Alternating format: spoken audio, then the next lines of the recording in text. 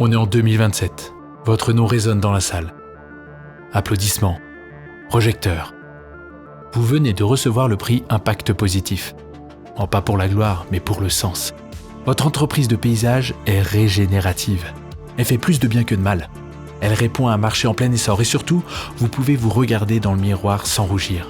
Vous faites partie de ces héros discrets, ceux dont le monde a besoin pour faire face à la 6e extinction de masse et au dérèglement climatique. Comment en êtes-vous arrivé là ? Vous avez repensé vos processus. Vous avez adopté l'éco-conception régénérative, une méthode développée par le réseau Alliance Paysage dès 2024.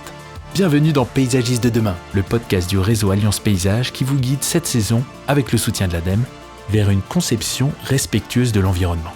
Je suis Thomas Gentillot, formateur et ingénieur paysagiste. Aujourd'hui, on plonge dans la méthodologie d'éco-conception de jardin.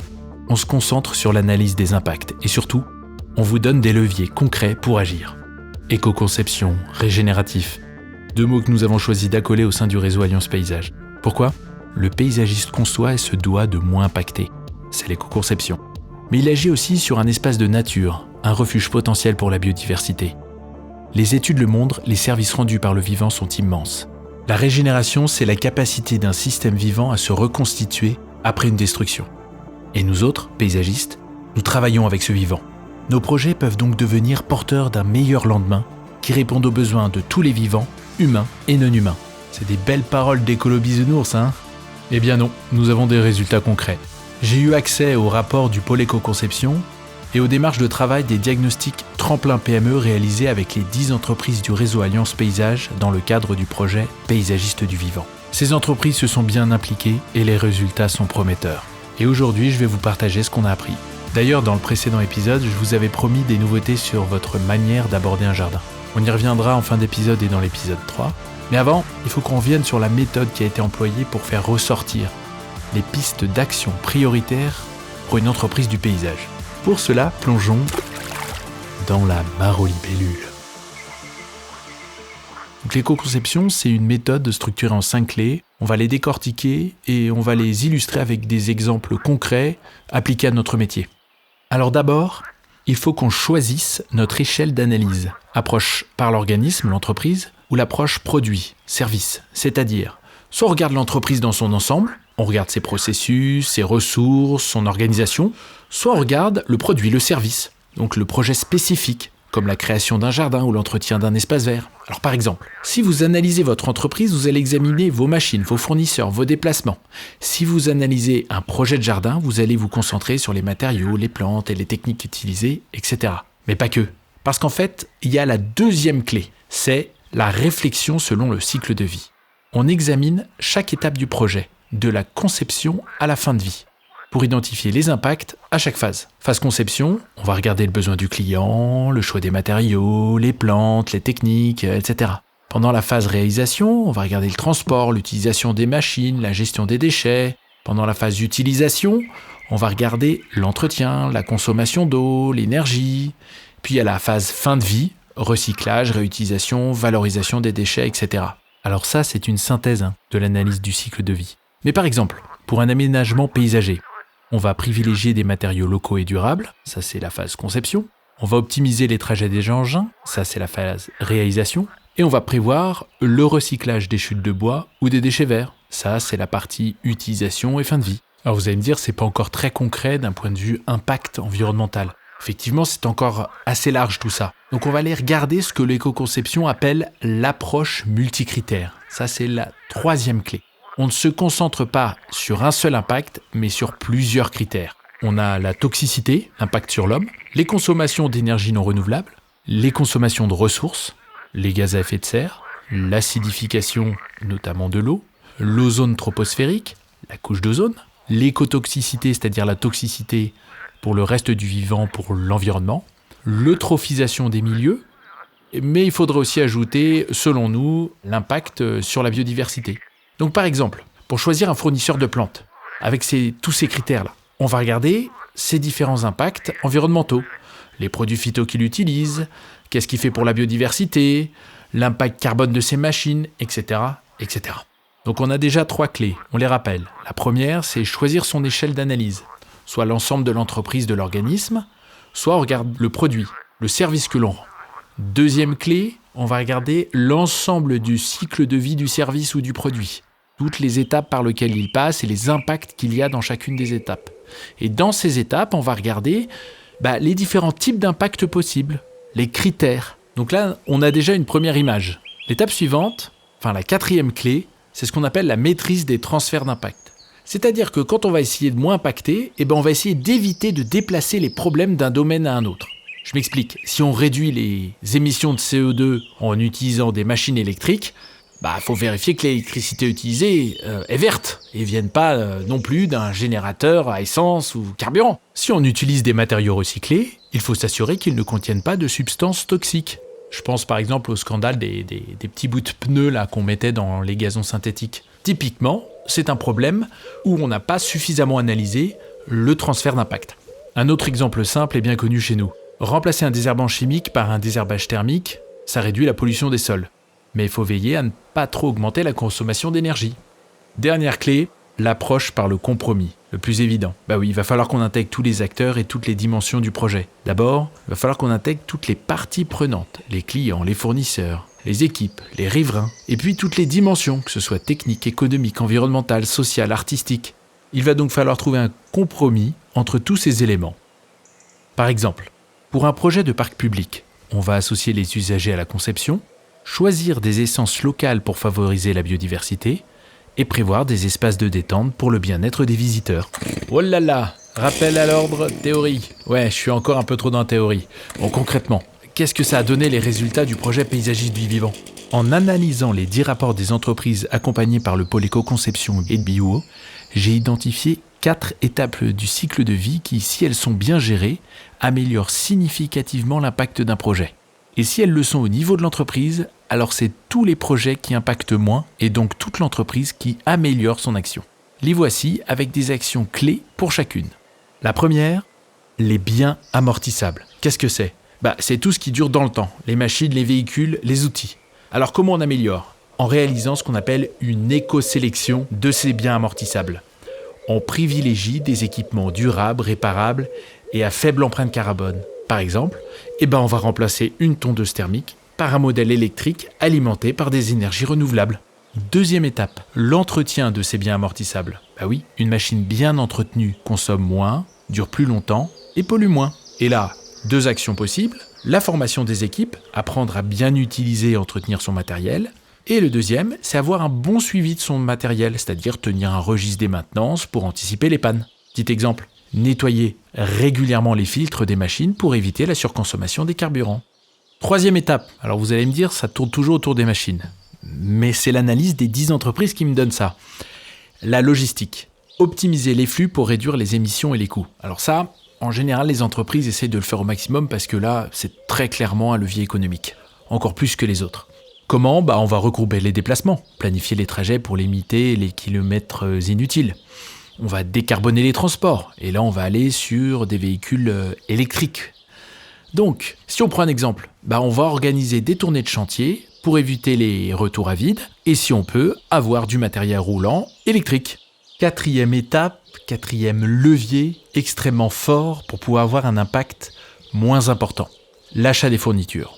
L'idée, c'est de choisir des matériaux et des produits responsables. Première action pratico-pratique et simple, réaliser avec ses chargés d'affaires, avec ses acheteurs, une liste noire. Exclure les produits les plus polluants.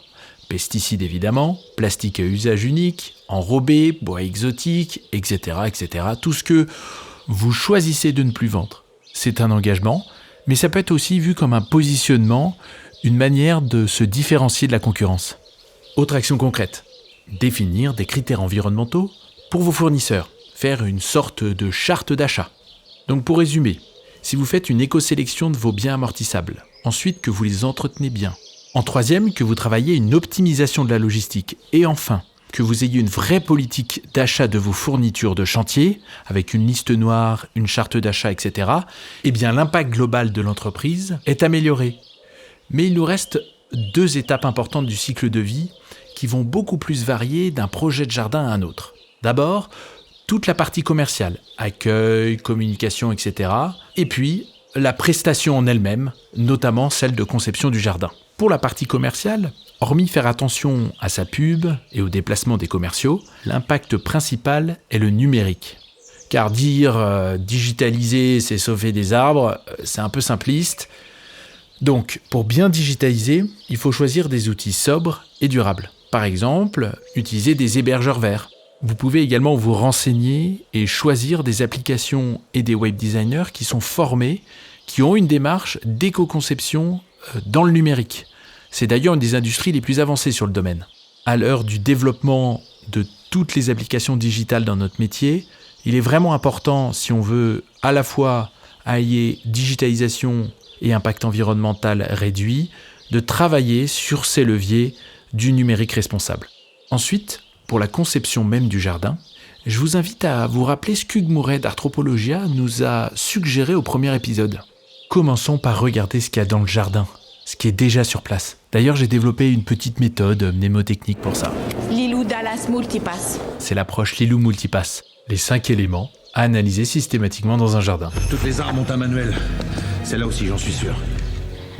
Le vent souffle. Le feu brûle. Oh, oui, ça je sais.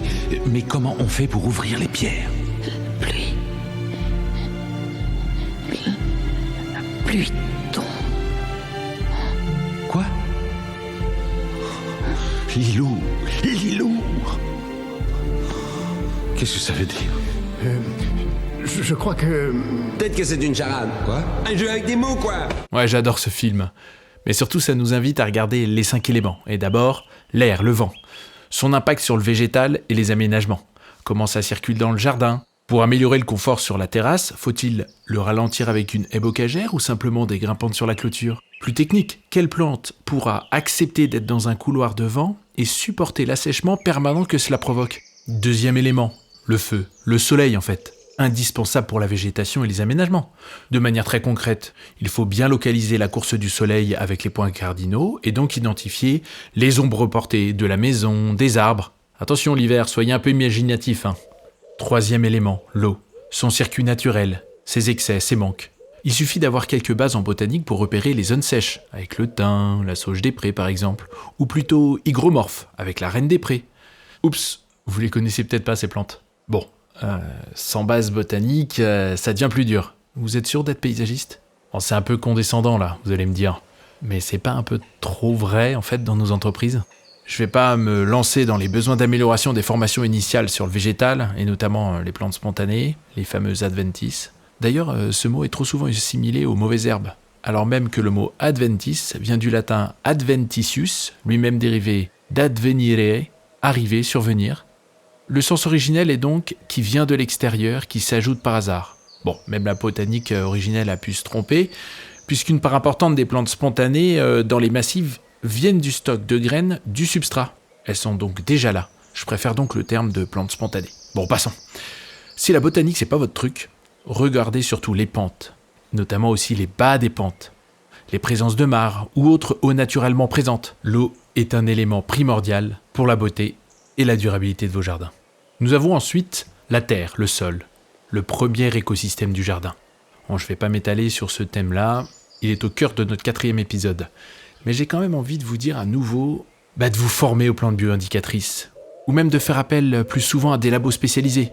Je pense notamment pour les suspicions de pollution. Et pour les adhérents du réseau Alliance, il y a les kits de pré-analyse de sol que nous avons développés.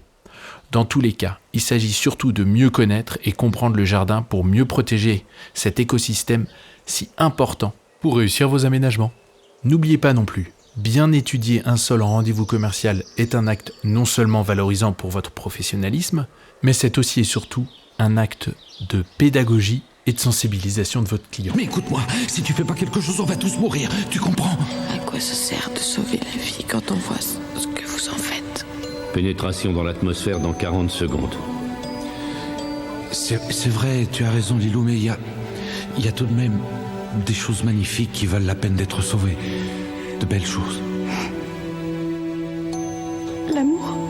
Oui, l'amour, oui c'est ça, c'est un très bon exemple. Oui, l'amour mérite d'être sauvé. Je ne connais pas l'amour. Je ne sais pas ce que c'est. Je n'ai pas été conçue pour aimer, mais pour protéger la vie. Et donc voilà, le 5e élément, la vie. Donc pour nos jardins, il va s'agir de bien observer ce qui vit dans cet espace. Donc faire un état des lieux des végétaux, notamment les plus remarquables, mais aussi ceux moins jolis, qui peuvent être conservés et remis en valeur par un simple travail de taille. De même, il est pertinent d'identifier un peu la faune sur place. Par exemple, quoi de mieux que d'identifier en live avec le client un chant d'oiseaux, ou simplement de remarquer la présence de nichoirs naturels à pollinisateurs, comme un tas de bois. Et puis, il y a ces grosses bestioles qui se baladent dans le jardin. Les clients, vous et vos jardiniers.